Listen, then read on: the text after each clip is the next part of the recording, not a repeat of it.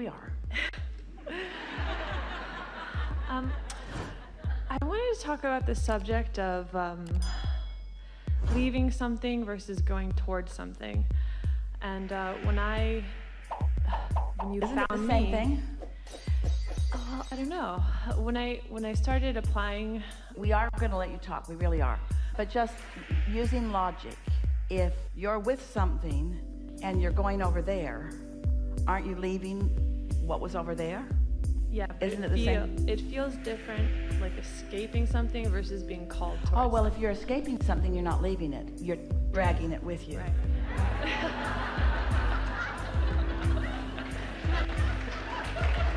Exactly. I agree. But when I found you and I started really resonating and meditating and everything, my life that I created before kind of evaporated. Like, I was an attorney and I had certain obligations. And while I listened to you and I went back to work and I started appreciating where I was, it felt like I was a baby in a completely new environment. Then, like, all of a sudden, my husband's job moved us, like, to New York and then Peru and then Bulgaria. And all of a sudden, I had no obligation in terms of what I was doing for my profession. So I've been in kind of a void of, I'm basically by myself because we go kind of off the grid. And Well, now, just stop for a moment and feel the yuckiness. It's all right, of your factual presentation. Yet there's another side to all of that. You might be aware and you might not be as aware as we are about it. So you were an attorney, and were there satisfying things about that? no, not at the time. All right. Well, then, when you were doing it then. No. All right, you were living that and you knew what you didn't want. What do you think you did want? What do you think you were mostly asking for? Something satisfying, synergistic, fulfilling, uplifting, creative. Yeah, and at the same time, you would say, and we would climb your tree for it, you would say, I wanted freedom from the bondage that I felt there. But you wanted that sort of freedom. So I got what I want. You did, but you see, every time you know what you don't want and you know what you do want, and if you allow yourself, as you did, to be in a clear space, then it comes about. But every time, this is how it works. I know what I don't want, I know what I do want. If I line up with it, or just lean in that direction, then I move over there. And I receive the manifestation, lots more time, lots more ability, got to see much more of the world, so many of those things that you'd been asking for. But right along with all of those things, you also got a new vibrational mix of contrast. So now you know more clearly what you don't want. So let's just fast forward to all of that. So now in this greater freedom, there's this feeling of what? You did a good job of describing it, but describe it again. Well, I feel like I'm almost like pregnant with a body of work that I Well, can't. that's different than what you just said. If you had just That's said how that, I really feel. Well, if you had said that, we wouldn't have been saying what we're saying. But that's not what you said. I said I'm off the grid. I'm kind of alone and like in a void.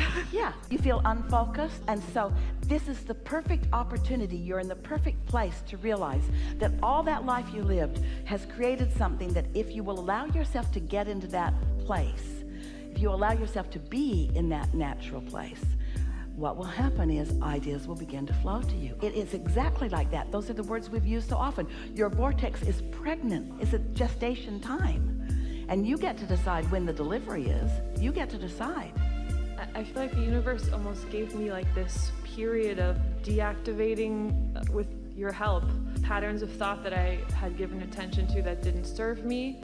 And now I'm so sensitive that like being out of the vortex is like awful. And now what I really clearly know that I want, and I know that's the beginning of the manifestation, is that I want. But you see, you're in the same place that our friend before is. You feel a pressing responsibility to define it, and you can't yet.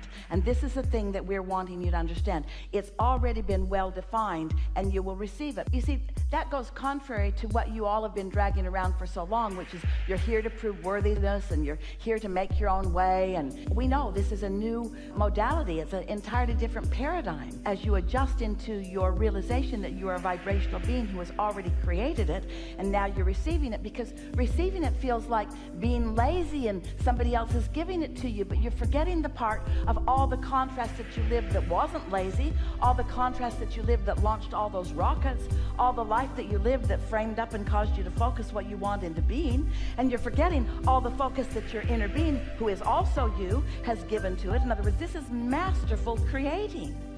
And so when somebody says, where are you going? You might say, the details I will tell you later. The less you say, the better, really. Because they'll just think you're nuts.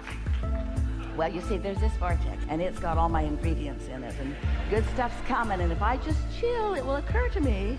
And they're saying, go get a job. Go face some reality. And you could, and you could be reasonably happy. You can't go back. You can't go back to bondage once you've discovered freedom. And so now, this is what we wish for you. Are you willing to find out what that freedom will get you? Are you ready to cash in your vibrational chips and allow everything that's there to begin coming to you? And so, what's the practical application then? What have you taken away from what? How are you going to approach this then? I meditate and I just accept. And what does meditation do? Gets me into like the atmosphere of being able to receive. Yeah. So the practical application is meditating, segment intending, and being as nice to myself as I can be. If there are people that I hang around with that yank my chain, I don't return their calls.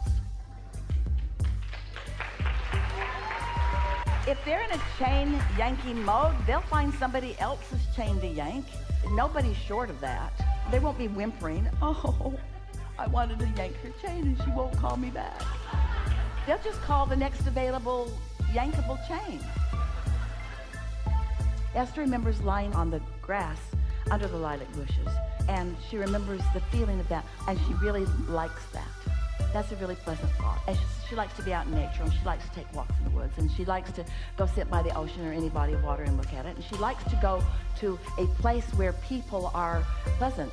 She likes to observe people from a distance. She likes to go to parks. She likes really good movies. She likes listening to some lovely music coming through the sound system. She likes being on the road. She really likes driving. She always feels really good when she gets behind the wheel and gets out onto a freeway that goes somewhere. So what things do you like? What could you give yourself permission to do that formerly you thought you needed a reason to do it? That now you realize you don't need a practical reason. You don't need permission from somebody else.